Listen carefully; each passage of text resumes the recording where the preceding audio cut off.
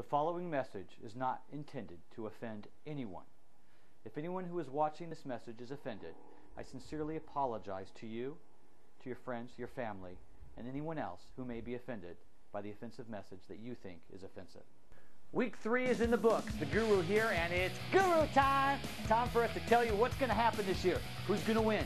Who's going to lose? All the predictions. The Super Bowl. Overall points. What players are going to do well? What players are not going to do well? Stay tuned. Watch this! Predictions, you've got to look at the injuries. Peyton Manning hurt just before the season starts. Nate Kading hurt in week 1. Both of those affected Don't Ask. Jamal Charles has devastated the Tempest team. He was out week 2.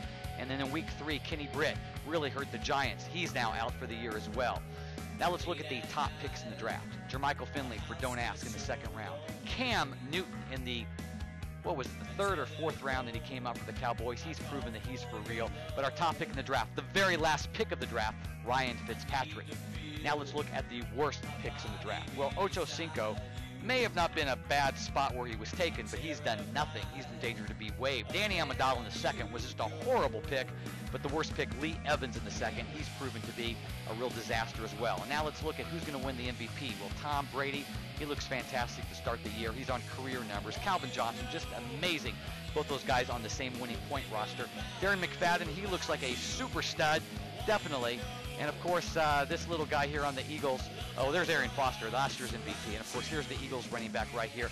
He is off to a fantastic start as well. But Aaron Rodgers is our guy. That's the guy we think is going to run away this year with the top of the league. Now let's look at the worst teams in the league. At the bottom, no chance to win, Lane McCarthy. He made a couple of offseason moves. He got Vic, he got Blunt.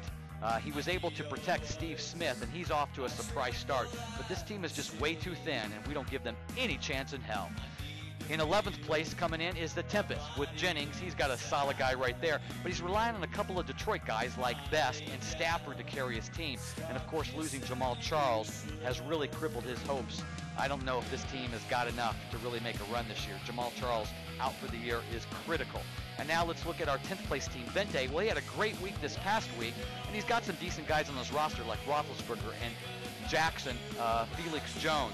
He's got Steve Johnson and Witten and maybe a combination of receivers of Macklin and Moss, and maybe Colston will come back. I just don't think they got guys that are going to do it. Now let's look at almost no chance to win, Mike Perdigo.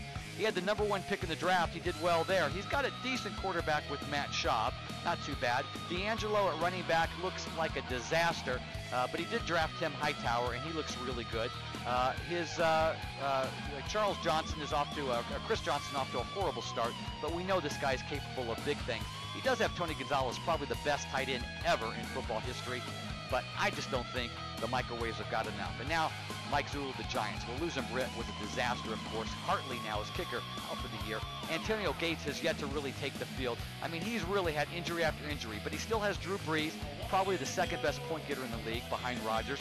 He's got Reggie Bush. Maybe he'll do something good this year. He's got a couple of good receivers, including Nix. And now let's look at the Cowboys. There's Dave Newman. Boy, nice there. Nice. Cam Newton looks really good. Number 1 quarterback now. He's got Ryan Matthews. Looks like he's starting to come into his own, at least last week. Miles Austin looks pretty solid as well. And of course, once he gets this guy back on the field, Ariel Foster, this guy is going to be a much, much more competitive team. The Chargers are teams that can compete for it all and maybe make the playoffs. The Chargers started this year with Flacco and Green Ellis. They have Sproles, who looks like he's hot.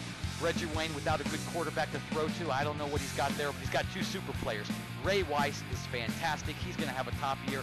And, of course, AJ is amazing. He's going to have a top year as well. And now let's look to this Russian team. He's made a bunch of shake-up moves, and he's got a really solid team. Tony Romo, quarterback, very, very solid. His running backs are pretty good, too. If you look at Steven Jackson, if he's healthy, and he should be now. And, of course, Michael Turner, very solid running game. But the receivers are really special. He's got 3 of them that are going to really help out.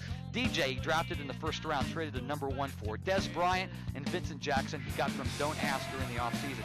Both of these guys are going to make a nice core. And now, no vacancy. Mike Schaffner, he's got 2 of the very, very best players in the league with Aaron Rodgers and, of course, McFadden. He's also added a couple of other supplements to his team as well.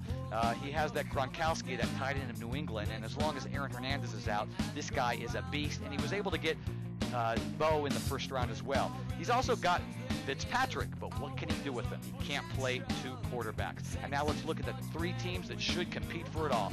One here is yours truly, don't ask. A loaded team for sure, with a great quarterback. No, that's not the guy right there. Well, maybe the guy. No, that's the guy right there. Phil Rivers, solid guy. Great running game with Bradshaw, Hillis. He's got Gore. And just one more here. You got Drew Jones right there. Four solid running backs. And Wes Welker, if he's a true number one to go along with Roddy White, the team is going to be very solid. A great tight end, too. No.